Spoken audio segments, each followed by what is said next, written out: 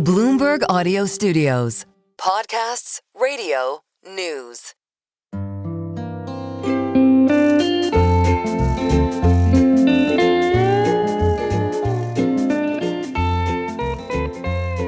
Hello and welcome to another episode of the Odd Lots podcast. I'm Tracy Alloway. And I'm Joe Weisenthal.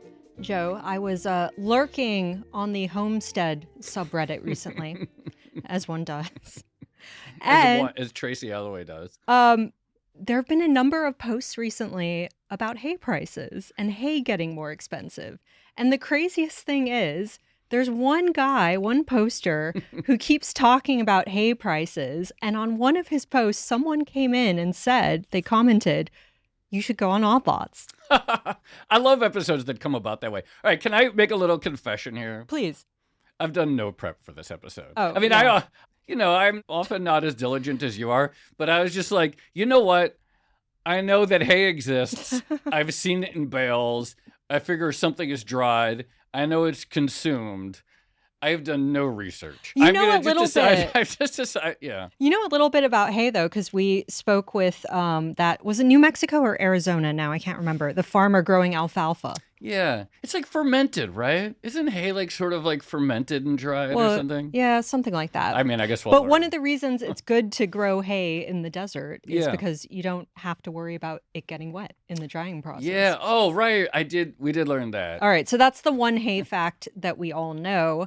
So we're going to be talking about hay prices today. I can't wait. But beyond that, I find the hay market really interesting because no, seriously. No, I believe you. There aren't that many markets out there nowadays that are like non-transparent, I want to say. Do we have any hay indices on the terminal? There's a PPI index. Oh, it is? Yeah. Okay. So you can look up like alfalfa hay Oh, here we go. PPI. So how's that been looking? I mean, everything is up. I just like, if you name something that exists in the world, it's probably up. But what is U.S. hay seeds? Yeah. Well, no, I don't know. Is this even up to date? I can't even find one. I don't know. But this is what I mean. Like, It is not a transparent market. It's very fractured by type of hay. So I didn't realize this, but there's like Timothy, there's alfalfa, there's supreme hay. So I'm just going to say, like I said, I haven't done I don't know anything about hay. I decided I would just learn it all on the fly. But I did do a little bit of research about our upcoming guest who you identified. The guy posting on Reddit. And I have said this, his business is very cool. And we'll talk about it. But I just want to say, the business that he has built in terms of like becoming the man who knows about hay is advice I've given to young journalists who have like asked me like for career. I've literally said this, and I'm going to drop some alpha. No, alfalfa. I'm going to drop some. I'm going to drop some alfalfa here, but now it'll be commoditized by the time we say it. I've always thought that one way you could like build a business as a young journalist or someone is find a piece of public data that exists, that is out there, that is consumable for free, that nobody is regularly looking at, gather it, become the central repository for it, and then occasionally comment on it. There's all kinds of data in the world. A million public agencies of all sorts are producing monthly reports on this or that and PDFs that nobody is looking at. And if you say, you know what, I want to learn about X, and I want to end a newsletter, update what X is doing each week or month or whatever, you can become the man, the X on this topic. And the guest that you have found for today's episode, I think, has done exactly what I've told numerous young individuals to do. So we'll see if I'm curious about hay, but I'm also curious about this individual's business model. It's a good market structure story and I guess technology story and a too. Media story. Yeah, exactly. All right. So without further ado, we do in fact have the perfect guest. We're going to be speaking with Aiden Johnson. He is the founder of, can you guess? Well, you know what the company HayWire, is. Right? HayWire. It's so good. It's so good. It's such a good name for what this company actually does. So Aiden, thank you so much for coming on Odd Lots. Yeah, I appreciate you guys having me on. So why don't we start with the basics? What is it that HayWire is actually doing? Yeah, so essentially what we are doing and kind of what we built our business around is pulling public data, just like Joe said, and kind of putting it all on plain English newsletters for our subscribers. So, USDA publishes reports weekly, bi-weekly, and then even monthly, depending on region. So we kind of built a system and a technology and our model to kind of do all the hard work for us and then analyze it and put it onto plain English. So it's been a great lesson, I guess, learning, going through the flaws, making sure we're producing the most accurate data. But no, it's been fun. Well, let's go into this a little bit more. And I'm sure that AI makes the process of collecting and absorbing the relevant data easier. But what are these reports out there that you're able to mine? Who's producing them? What is the sort of the public data source that you're mining, and what can you pull from it? Yeah, so we actually have a direct API integration with the USDA. So we get live feed strictly from them. And that basically funnels into our 4-system type of, I guess you could say, verification. And so we're mining that, which publishes every week. But the problem we're kind of running into is when you say USDA data. Sorry, when you say we're mining that, what is this report? Let's go step by step. What is this report that the USDA publishes every week? Yeah, so the USDA is publishing basically auction prices throughout the region, throughout the countries. So every auction house will report kind of what they're paying or what they're seeing on the ground there. And then it will be put on a PDFs, but buried in PDFs. So it's kind of hard for people to find. Yeah. So you actually call up some of the auction houses. By the way, I didn't even realize there were auctions I didn't either. for hay, but you call them up to get additional pricing information as well, right? Yeah, so we actually have Rock Valley, Iowa, Rock Valley Hay Auction as our primary data partner, which is one of the biggest hay auctions in the country. So having them to kind of get intel from what they're seeing on the ground to kind of cover the gray area between the USDA data and then the live market, what people are actually seeing on the ground. And we are actively trying to, branch off and network to more auction houses throughout the country to different regions so we can kind of get a forecast what's actually happening there. Joe, this reminds me of the old scrap metal market, market, right? totally. Where like you had a broker who actually had to call up all these junkyards and ask what price they were selling. I don't know if that's still the case, but it might actually still be the case. Yeah. That if you because I remember 11 or 12 years ago, like very early on, when I joined Bloomberg, talking to one of our reporters, she was based in London, who was covering scrap metal, and she talked about that part of it was essentially calling up the scrap yards and say, what'd you price for? And of course, it's not that different from LIBOR, right? It's not like we think of something like these very opaque, illiquid markets like scrap metal. But that fundamental idea of we're going to ring people up or get an email or something and then triangulate the data is how some of the most, famous liquid markets there are. That's the alfalfa. That's calling people up. Calling people up. Wait, so just on these reports that the USDA publishes, I assume is it just a hay report? And do they just publish price data or volume data or quality data? Is there anything else that what is the context with which you pull this data from? Yeah, so there's many sources that we can pull our data from, but specifically on the USDA data, it'll show the region, the type of bale, the weight, the quality of hay or alfalfa that it's producing. So, and that automatically goes into our database. And it kind of makes it easy for us. So when we take on-ground intel, that we can put it through our data wheel and it's able to, cross-reference it with the USDA data and the table it kind of presets. So we're able to make sure it's not the data that's coming from the ground is, valuable and actually not hallucinations, I guess. I know we're going to get to hay specifically, but just as we're talking about sort of this business model, there have been some really successful, I think it might be Flight Radar 24. One of these other things that was worth a lot of money was essentially some people who found a really good way to visualize or present data that was already public, but it's opaque, et cetera. And so I'm very fascinated by this business model of there's all this data out there. And if you put a nice skin on user it. interface still then you matters. Make a user interface and actually let me just see the price or let me just see the map that it's moving on. Can suddenly be a very monetizable thing. Well, I expect with Vibecoding, it's going to become more common as well. So, Aiden, why did you decide to get into this particular project? If you don't mind me saying so, you look very young. I assume you're a young founder of HayWire.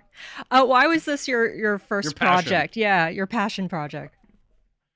Oh man, well, if you were to tell me this last year, I wouldn't believe you, because the idea was kind of thrown out by my dad, who was actually looking to start a startup company for alfalfa cubes. And throughout that process, he was crunching numbers, and he asked the question, what is the cost of hay to, find that raw materials price? So that's kind of how it all started. And he's like, Aiden, you should probably like start this. It's a great idea. And at the time I'm like, okay, come on, I'm 19 years old, I'm a college basketball player, I don't really care about hay.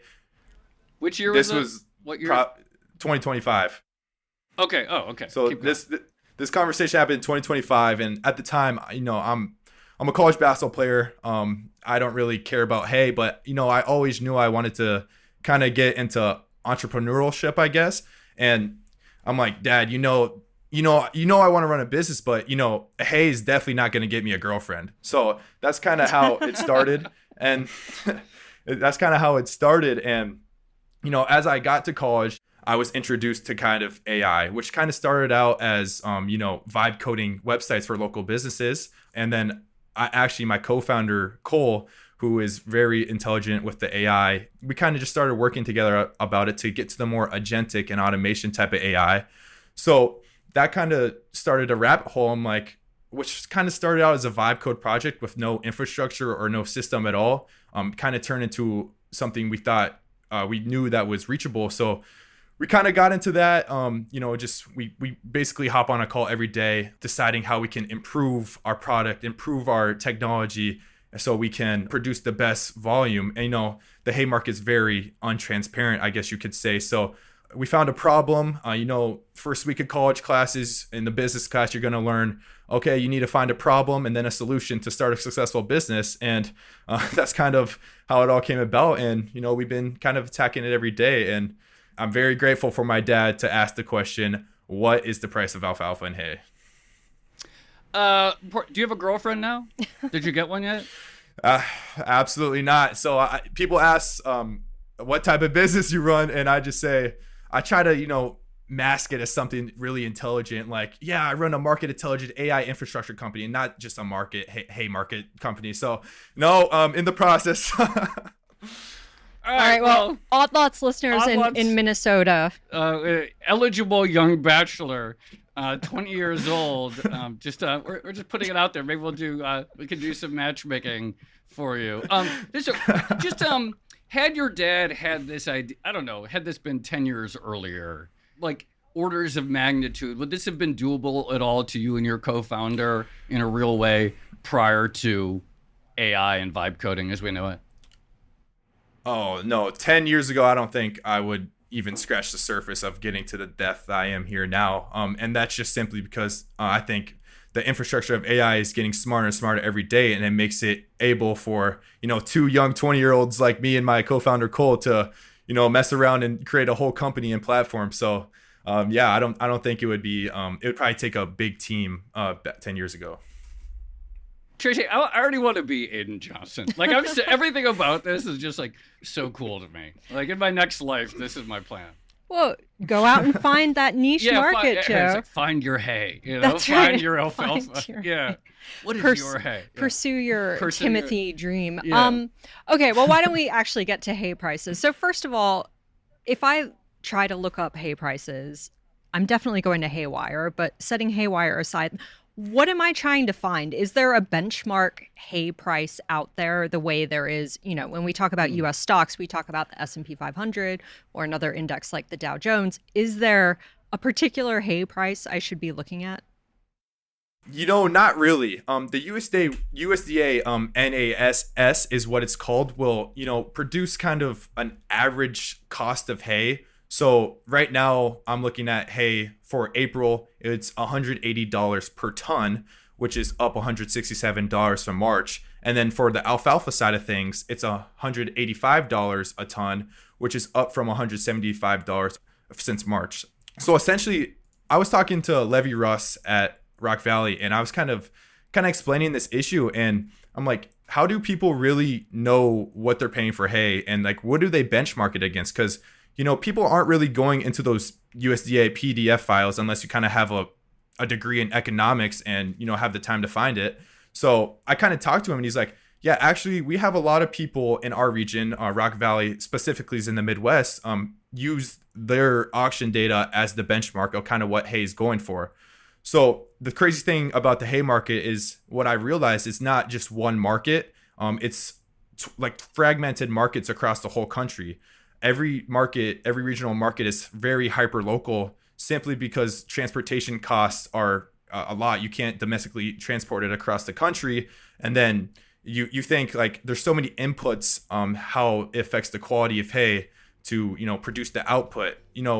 Minnesota hay may not be the same as California hay in terms of price because it's just all very hyper local markets.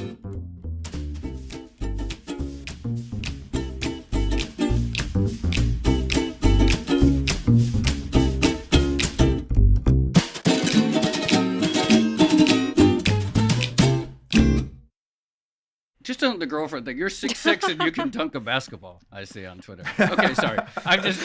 Oh, you're really doing all you can to help here, Joe. I'm looking at his Twitter profile, and you can dunk. I'm really impressed. I wish I couldn't. I can't dunk. Appreciate that. Appreciate it. Yeah, no, it's really cool. Let's talk about these.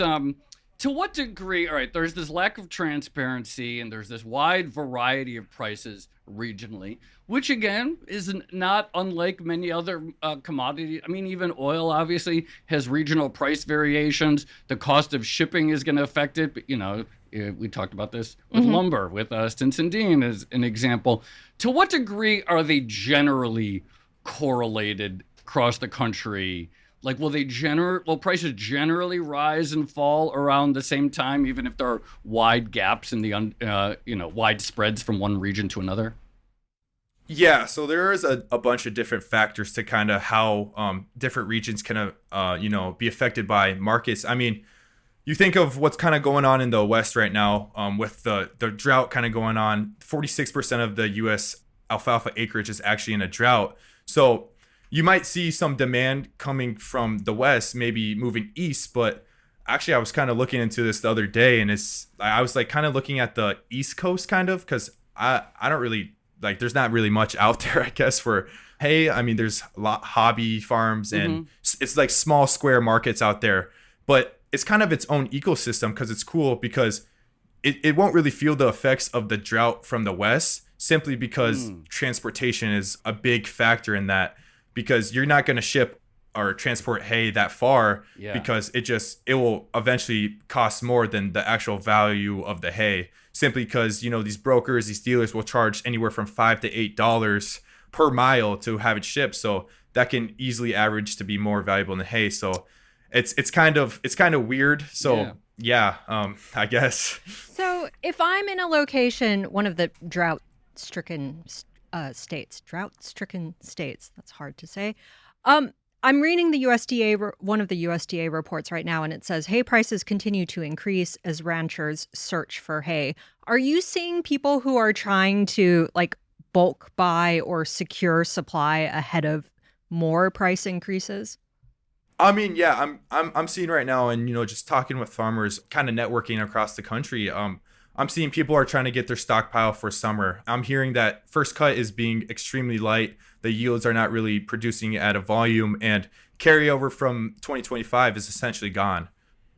Sorry. I actually did find, if you search on the terminal, Tracy, if you search USDA hay prices by state, then you can find some fairly regularly updated price indices. So I have to say, I understand you have a great business going, but if any listeners just want to spend tens of thousands of dollars on a Bloomberg terminal, they can also... Any farmers out there that want to look up hay prices. Bloomberg actually offers a HayWire competitor. You just get a bunch of other stuff. You're probably not interested. But this gets to my... So, this is another important business question.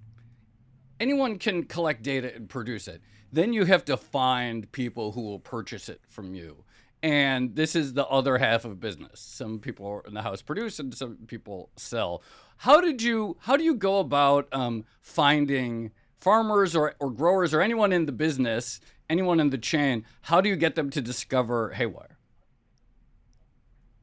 I guess just networking. Obviously, discovery, a big part of that has been on the Homestead Reddit, where Tracy kind of found everything. But just actively reaching out to them, I guess, kind of just showing them, okay, this is what we're trying to do, trying to be that transparency layer, just to kind of make your guys' local markets a little easier for you and not kind of guessing and buying blind and selling blind. Yeah. So we're basically going to them and we're like, okay, this has no cost for you. Just like kind of tell us what you're seeing so we can provide that clarity and transparency for, hay prices. We're not going to fix the whole transparency issue. Like, we're going to try, but we probably won't. But we just at least want to make it a little more transparent for your local region. These farmers know their regional market like the back of their hand. And especially these old gen farmers, they're not really going to adapt to technology like that. So it's been kind of difficult trying to get them to adapt to be like, okay, like this is technology nowadays. Like this can actually really help your business. So honestly, just networking with them, providing, kind of the data we're seeing and kind of the value and telling them that there's no really cost to just kind of sharing me your data. So Tracy mentioned the sort of timing of purchases or people trying to accumulate or stockpile at times of high stress when prices are really high, again, maybe due to a drought or whatnot. Do you see farmers essentially expanding their geographical search such that they start buying hay from an auction house or a hay farm or whatever that wouldn't normally be under typical conditions economical for them to purchase from?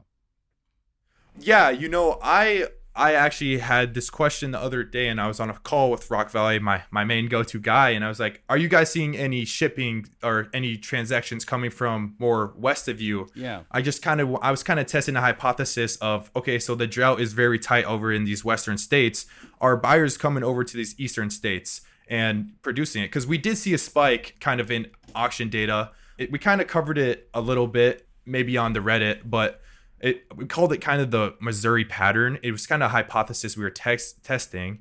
So it basically is, so after we figured out that the drought and, supply is very, very tight there in the western states, we started watching those western Midwest states. So we saw demand or prices in Missouri go up, and they're like, okay, well, we'll keep an eye on it. And then the next week we saw Rock Valley's prices kind of spike a little bit. And they're like, okay, so maybe there is some demand coming over from there. And then the next week we saw it, go up a little bit again. So it's kind of what we're seeing right now. I can't confirm fully if it's true because Auction House we track in Missouri posts their data monthly.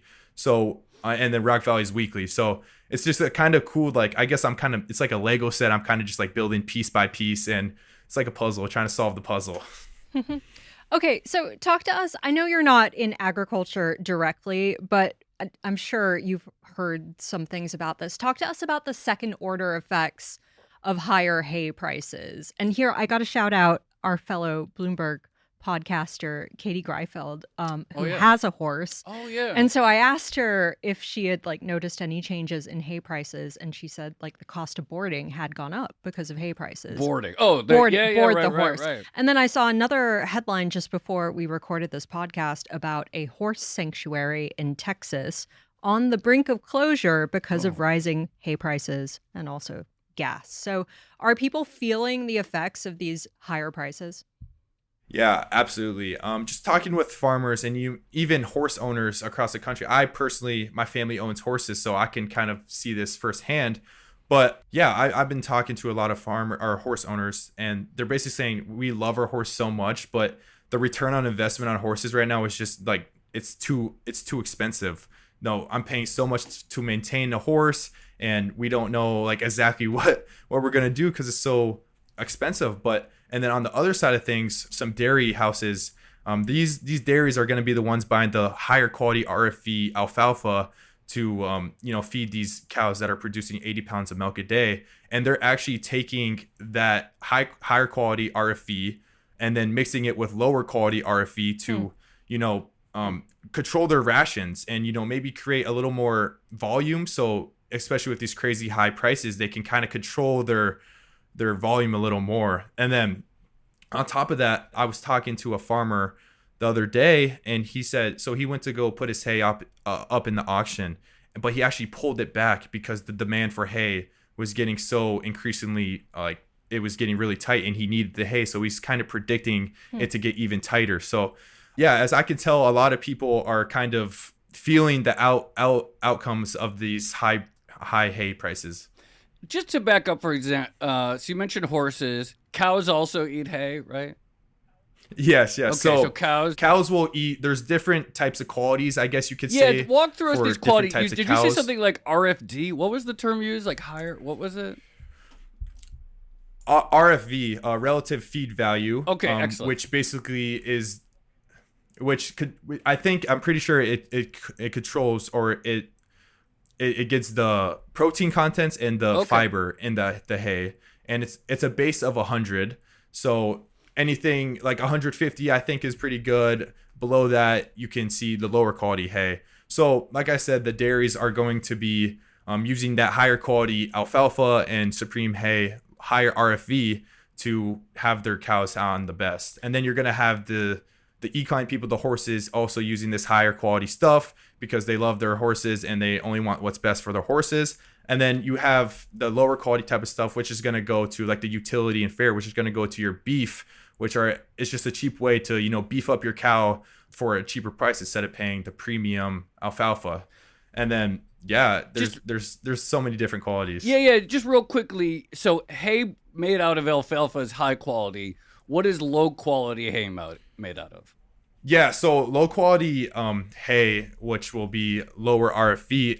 I'm pretty sure, I'm not a farm kid, but I'm pretty sure it's the amount of dryness and the protein contents. So when it rains, rain affects a lot. You have to have a dry week or forecast to produce or cut hay. And if it rains, rain can decrease the protein and nutritional value in the hay. I think the lower quality stuff is drier and doesn't have the leaf content that the higher quality stuff does, because that's where the protein is in the leaf, and then the fiber comes from the stem.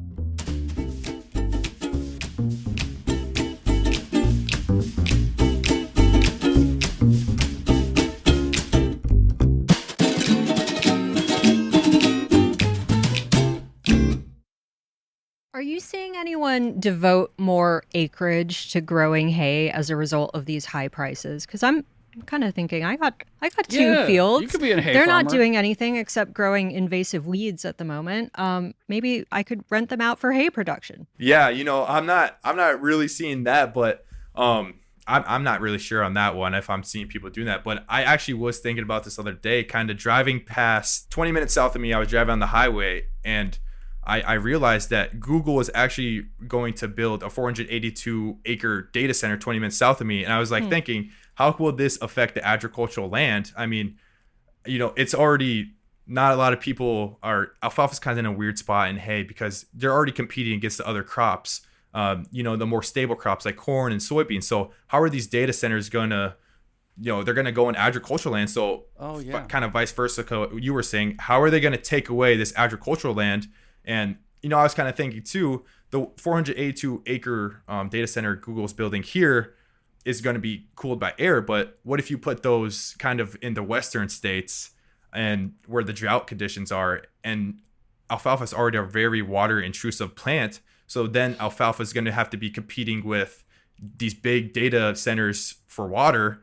I'm really seeing kind of the flip side of it, kind of just what I'm seeing personally. So, but you did mention you had 75 acres, and I think you do have 4 different options from what I know. That's kind of the next niche I kind of want to get into, because once again, it's kind of like the hay. Not my dad's kind of going through the same process. He just closed on a 164-acre farm here, and he had the question of, I don't really know what to do with it.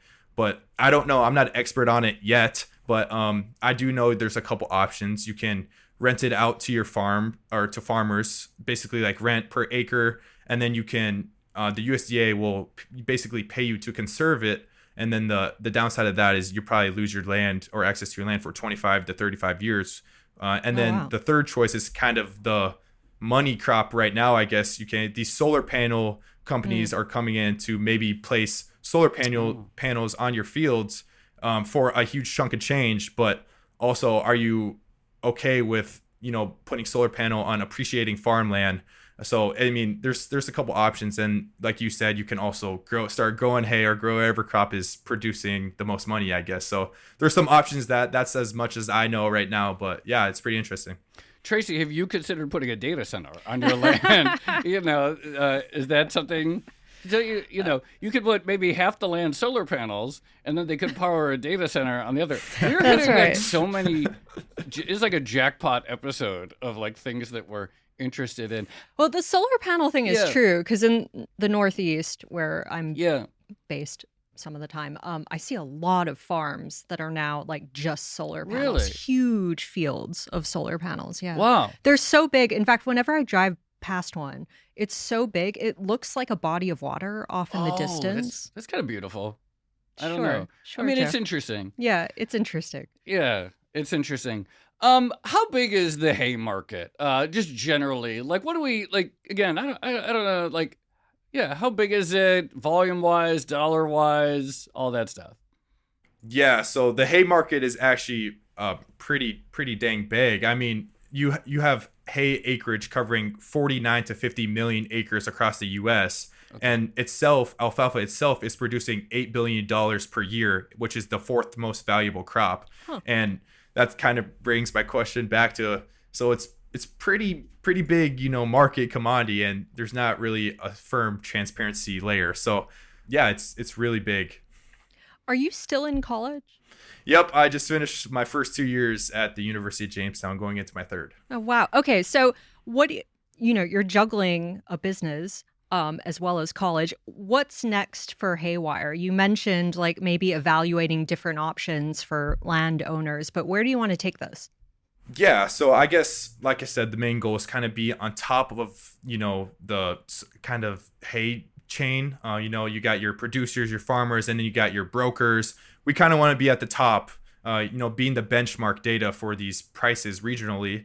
So we just want to be that information layer on the top, and, just providing this information to these farmers so they can kind of make better decisions based off of timing, and then based off of what the market's actually seeing in their region. I like the newsletter. I kind of like hearing people connecting to people. I love answering my emails and kind of picking people's brains. And then we would eventually like to also be, just kind of more the business side of things, give someone maybe our API database and they can use it for their website. That's kind of a business plan, not necessarily what we want out of the hay market, but yeah, that's kind of what we want to do. Just build that transparency layer a little better.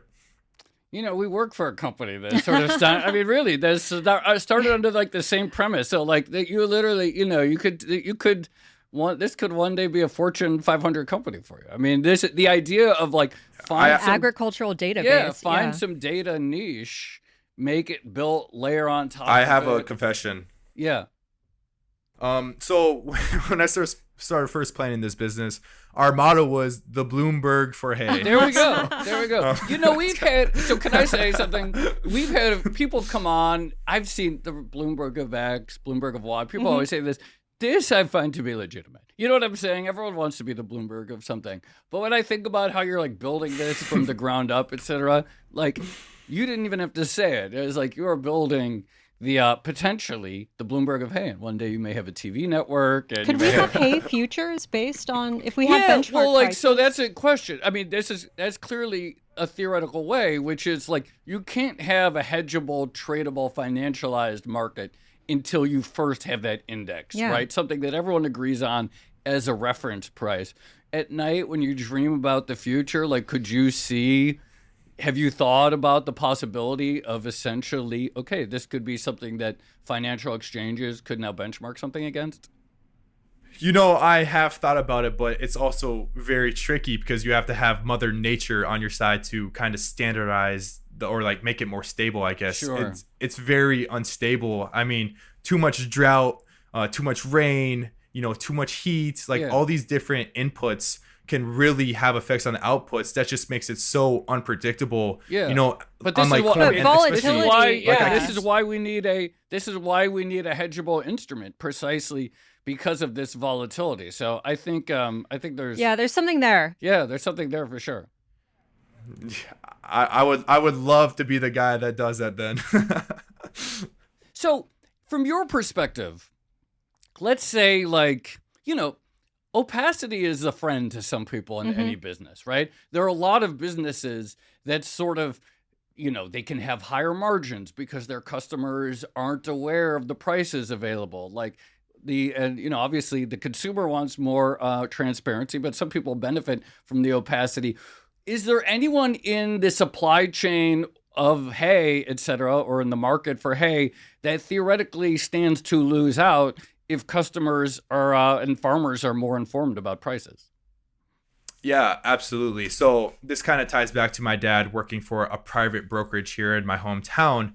And I was actually talking about this with him. I said, who kind of loses out on this? And he says, typically in business, especially commodities, the middleman will always feel the outcomes of more transparency, because they're the ones making deals, especially in the hay market, kind of blindly and kind of just guessing. I mean, I witnessed firsthand I sat there and someone called the owner and was just like, can I do 157? This is an example. Can I just do $157 per ton for, X amount of bales or tons? Yeah. And he was like, yeah, that works. So we're not going off anything here. There's no transparency, and that can either work for the broker or that can, maybe make margins a little slimmer. So I do think that the middleman will always, have something to lose with more transparency. All right. Aiden Johnson of HayWire, thank you so much for coming on Odd Lots. That was really fun. Yeah, I appreciate you guys having me on.